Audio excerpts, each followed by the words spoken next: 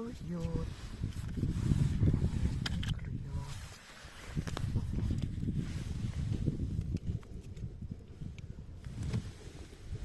Уже наловили. Столько рыб уже поймали.